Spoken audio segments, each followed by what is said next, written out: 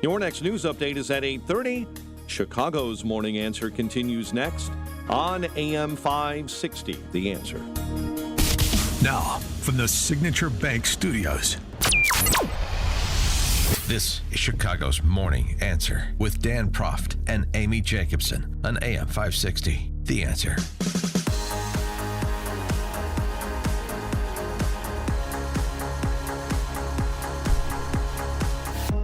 Top of the morning, Dan and Amy. This delegate, non-voting delegate member of Congress from the Virgin Islands named Stacey Plaskett is a good example of the bad example in our politics today. I mean, sort of an honorary member of the Socialist Spice Girls, even though she can't vote, as they can. This is a person who doesn't have any firing synapses. She just has political cant, to borrow from Anthony Esselin. There's not a brain where there's supposed to be a brain. There's just this repository of political cant that she spews. And it's the most virulent kind. It's at once, ignorant and incendiary, which is not a great combination. Here's her most recent offerings, and then we'll go to the vault and give you another example, or other examples, which makes her a good example to be studied, a good case study with respect to our politics. Can't wait to hear it. Stacey Plaskett, on the purpose of the FBI DOJ hearings this week, where you had, among others, FBI whistleblower Marcus Allen detailing his abuse at the hands of his superiors at FBI for daring to ask questions about their conduct as it relates to January 6th and other such FBI forays. Stacey Plaskett. What is the point of this subcommittee? Because it's necessary for the public and the media to hear, to try, and provide cover for the eradication of the Department of Justice and the FBI. We are having these hearings so that you become immune. You become inured to the notion of the removal of the FBI and DOJ, so that those agencies are no longer there to serve as a check against white nationalism, great replacement theorists, Christian nationalists, white fragility, fascists, and the twice impeached, convicted felon, former president and would-be dictator, Donald Trump. So the hearings this week were an effort to fast-track the elimination of the DOJ, the Department of Justice, and the FBI, so that we can institute a Christian nationalist, fascist, white supremacist king and court, Trump and company. Sure, there's a lot of evidence to support that claim. But Stacey Plaskett, like many of her colleagues, not so focused on evidentiary support for the claims they make. As I said, there is no brain there. There is just a index of political cant where a brain is supposed to be. For example, more from Stacey Plaskett, in case you think that that was a one-off. Well, that's, a weak moment she had. Stacey Plaskett directing her focus to Elon Musk.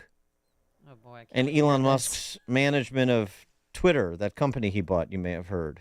And Mr. Musk, since you think tweeting or Xing or whatever it is you do on your platform about me is going to scare me to be quiet, you obviously don't know what I'm made of. Generations of individuals who have fought for me to have the ability to say what I want to say, to speak the truth.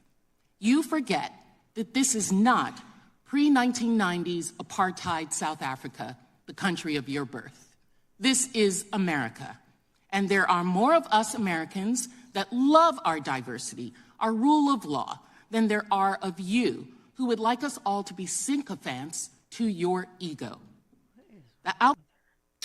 To criticize Stacey Plaskett is to be P.W. Botha, is to be the elimination of apartheid South Africa, to disagree with her, to criticize her on your platform and allow others to compliment or criticize her as well. I mean, the ironies abound, but again, there is no brain there. Stacey Plaskett, has a penchant for Freudian slips. Sometimes it's difficult to remember the script. It deals with the security of this country. Remember, Homeland Security was created after after September 11th, right? Right, because J6, Worse than September 11th in her mind, probably. Yeah. Stacey Plaskett. She reminds me of Stacey Davis Gates, the CTU president here. Stacey Plaskett. I had a Freudian slip. Oh, you did too, yeah. Stacey Plaskett on the Trump classified documents case. Having Trump not only have had the codes, but now having the classified information for Americans and being able to put that out and share it in his resort with anyone and everyone who comes through should be terrifying to all Americans, and he needs to be stopped. He needs to be shot or stopped. I guess one would affect the other. Jeez, a lot of these slips. Now, somebody texted in IQ of Don Lemon.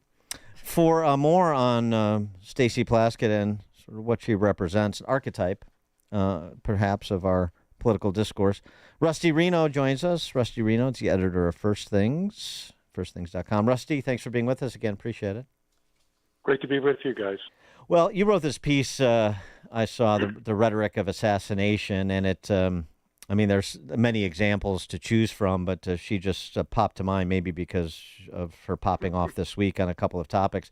But, this is sort of what you're talking about with respect to, constitutionally protected speech. No one's arguing that, or at least I'm certainly not. But, what it does to the quality of our discourse and the administration of the republic. Well, we have this rhetoric on the left that just goes right to Hitler or South African apartheid or Bull Connor, police commissioner in Birmingham. So it's always 1939 or always 1959 in their minds, and we're always fighting against some terrible evil. And people on the right don't disagree. They are evildoers that are ready to destroy the republic, et cetera, et cetera. And this obviously is an inflammatory way to approach political debate. And the impact of this inflammatory way in your assessment?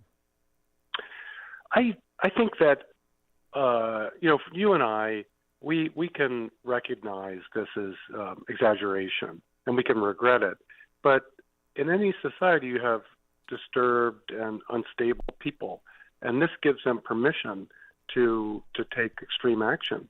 I have no doubt that by talking about Trump as the second coming of Hitler, the people who've attempted, the two men who've attempted it, made attempts on his life, they are encouraged in this direction.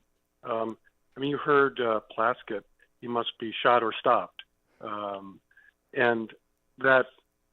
If we say either, if he's elected, our democratic republic will come to an end, you could see how someone would say, well, then I have a duty to stop him. Again, it seems to me this is always a measure of rhetoric, which is what's it going to do to the person who's unstable? Right. Not to the typical citizen rolls his eyes, and doesn't take any extreme action, but the unstable and the unsettled are motivated to do extreme things by extreme rhetoric. Well, what do you say to the left who claims that Trump is the one that's using the inflammatory rhetoric? He does, but he doesn't touch on these tropes that are so powerful in the last 2-3 generations: the Hitler trope, the fascism trope, the racism trope. He has his lock her up rhetoric from, as you recall, from 2016. But there's a kind of playfulness to what he does with his people. And it's interesting that we don't see violence. We don't see that kind of, in this electoral cycle, violence on the right.